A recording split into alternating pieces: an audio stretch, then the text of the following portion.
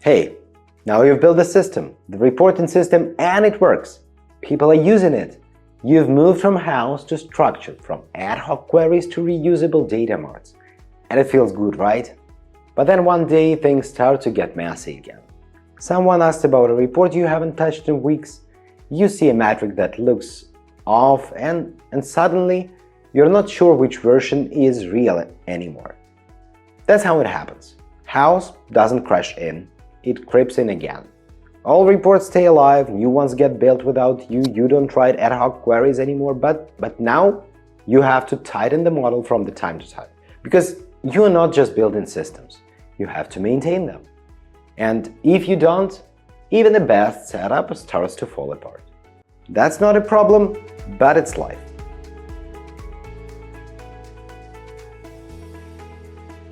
Let's talk about why this happens.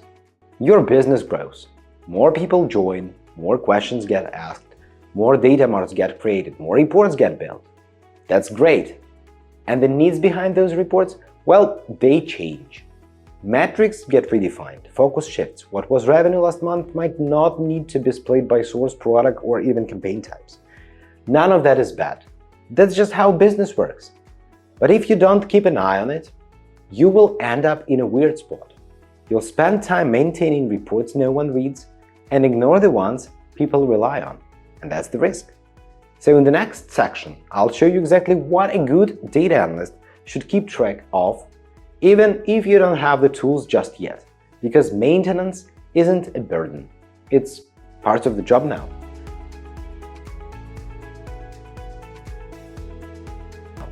So what does that maintenance actually look like? Even if you don't have a perfect tool yet, there are a few questions every data analyst should be asking regularly. Number one, which reports are actually being used? Are they scheduled to update daily, weekly, monthly, at all? Because if no one updates the dashboards or report in 90 days, maybe it's worth deleting. Number two, which data mart haven't been touched or queried recently? If they are not used for reporting, or if they are used in the model but haven't been queried recently, no reports, no requests, they're just clutter. Number three, who is using which context? You've created clear structure, marketing, product, sales, but are the right people using the right data? Or is someone outside the specific team pulling a context they don't need to have access to? Number four, are metrics being redefined, intentionally or by accident?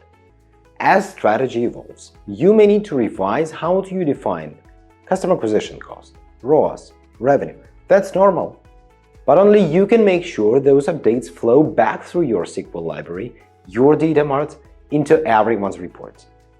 And the truth is, even if you don't have automated reports for tracking all this yet, this awareness alone already puts you ahead, because you are not just a report builder anymore.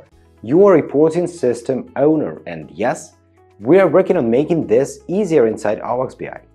You will soon be able to track usage on data marts, see who is running what, and know when something breaks before someone messages you.